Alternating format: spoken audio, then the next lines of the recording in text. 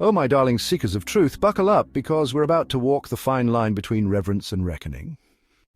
Ashayana Deane, beloved translator of the CDT plates, messenger of the Guardian Alliance, and architect of some of the most mind-expanding metaphysical teachings of our time.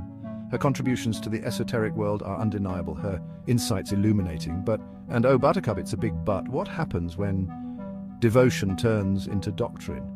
When a movement that once championed sovereignty starts showing shades of control? This is not a takedown nor a blind endorsement. This, my cosmic companions, is a journey into discernment. Let's unravel the paradox of Ashayana Deane, an enlightened teacher who, by all definitions, ticks nearly every box of a cult leader. Yet, in her wake, she has left behind teachings that still pulse with wisdom. How do we hold both truths at once? And more importantly, where do we go from here? Previously on our Galactic Saga, if you missed last time, let me catch you up, Peanut. We cracked open the trinity of creation, Partiki, Partica, and Particum, the very fabric of existence itself. We exposed the Metatronic distortions running rampant in false ascension teachings and shattered the illusion that manifestation is just a game of positive thinking. Nice try, New Age. Now, we pivot to a different mystery, the nature of power, influence, and spiritual leadership. Is it possible that Ashayana Deane, a once pure conduit of Christic knowledge, veered into something darker? And if so, what does that mean for those of us still holding the original freedom teachings close to our hearts? Cult leader checklist, the hard truths. Oh, I know, Buttercup. The word cult makes some of you clutch your Maharic shields in horror. But we're here for the truth, so let's compare Ashayana's legacy with some historically notorious cult leaders. 1.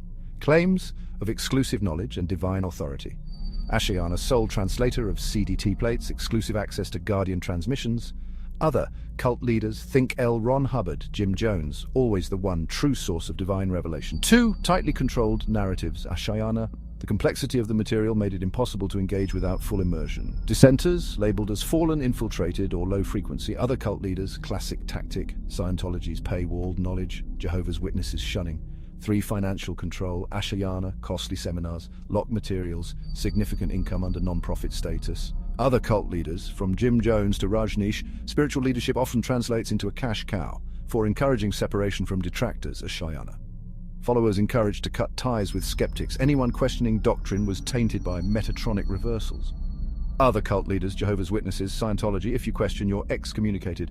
5. Shifting doctrines and moving goalposts. Ashayana, Crystal River changes, Starfire evac updates, constant shifts in teachings, adapt or fall behind. Other cult leaders.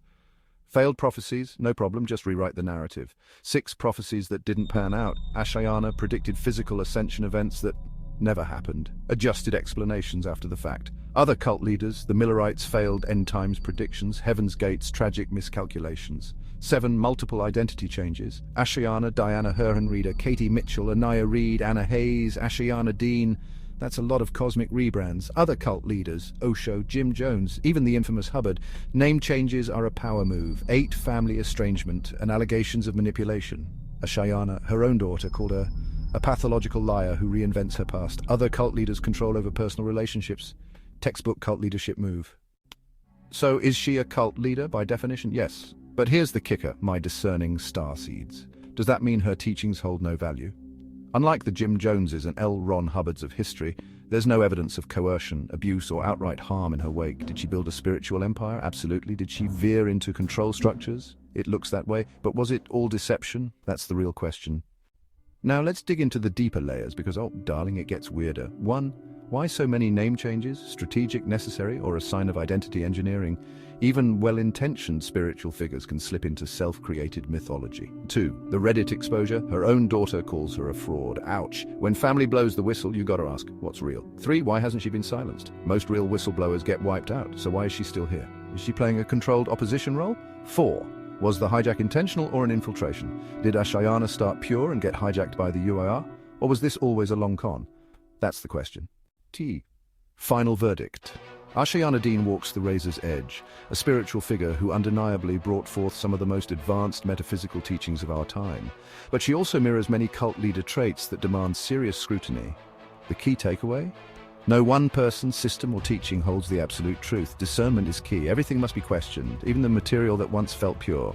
The moment dogma replaces fluid, living truth, it becomes a control structure. Whether it's labeled freedom teachings, how to train a dragon, Keylontic science, or otherwise, no system is immune to distortion. Teaser for next time. Oh, Buttercup, we're not done. Next, we further dissect the freedom teachings, Ashayana Deane, Iasha, and the evidence. Until then, stay sovereign, stay discerning. And as always, don't forget to explore and do your own research, my cosmic friend.